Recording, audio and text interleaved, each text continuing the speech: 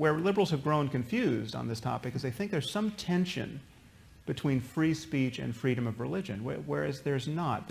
If your free exercise of your religion requires that I follow its precepts, that's not freedom of religion. That is theocracy. Right? And there's nothing I could say on this stage tonight that infringes upon anyone's freedom of religion. There's nothing.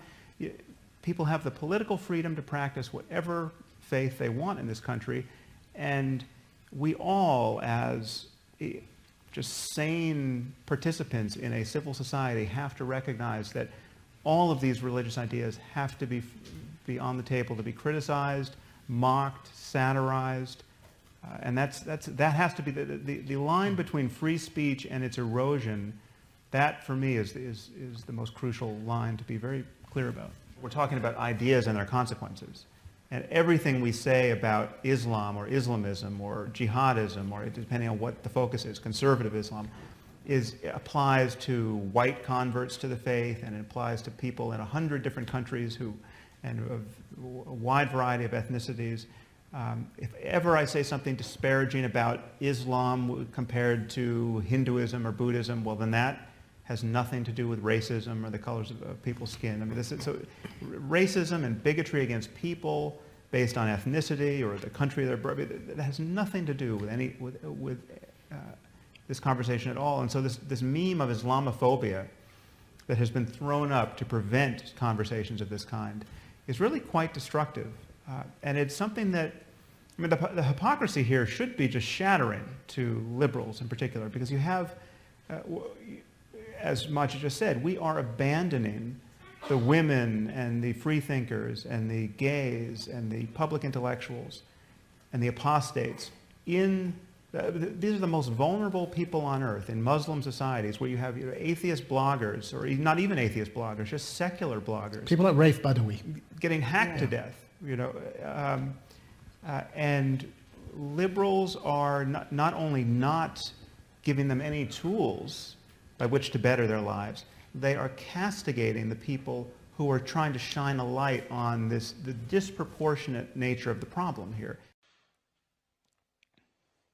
I want to talk about Islam for a moment, because I think we are wise to be concerned about it. As you know, I'm concerned about religion in general, but I think we're wise to differentiate specific religious beliefs. And we are, I think, quite encumbered by political correctness and just frank confusion on this front. One problem is that we have this one-word religion, which names this truly diverse spectrum of fascinations and ideological commitments. And religion is a nearly useless term. It's a term like sports. Now, there are sports like badminton, and there are sports like Thai boxing. Okay, and they have almost nothing in common apart from breathing. Now, there are sports that are just synonymous with the risk of physical injury or even death. I mean, there's sports that are just synonymous with violence. Now, if you get injured playing badminton, you're just embarrassed.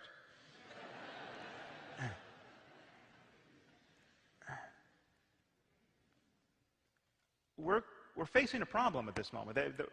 There is, I'm happy to say, a religion of peace in this world, but it's not Islam. Okay. To call Islam a religion of peace, as we hear ceaselessly reiterated, is completely delusional. Now, Jainism actually is a religion of peace. Jainism is the core principle of Jainism is nonviolence. Gandhi got his nonviolence from the Jains. The crazier you get as a Jain, the less we have to worry about you. It is. This is Jain extremists are actually they are paralyzed by their pacifism. Jain extremists they can't take their eyes off the ground when they walk lest they step on an ant. They filter every sip of water through cheesecloth lest they swallow and thereby kill a bug. I mean, needless to say, they're vegetarian. So the problem, notice, the problem is not religious extremism, okay, because extremism is not a problem if your core beliefs are truly nonviolent. The problem isn't fundamentalism, which we often hear this said. These are euphemisms. I mean, the only problem with Islamic fundamentalism are the fundamentals of Islam. Now, we have Mullah Omar and Osama bin Laden and Khalid Sheikh Mohammed. These guys agree about the nature of reality and how to live within it. And the problem is they are giving a very plausible version of the faith. Osama bin Laden is not the Reverend Jim Jones of the Muslim world. It would be wonderful if he were, but the problem is he is giving a truly straightforward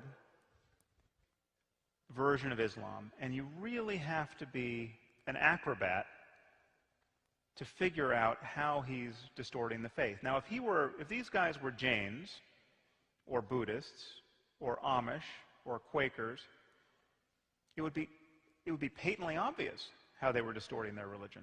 I mean, in fact, their behavior would be unintelligible. Okay? It is not obvious by the light of Islam, and this is just a fact we have to speak honestly about.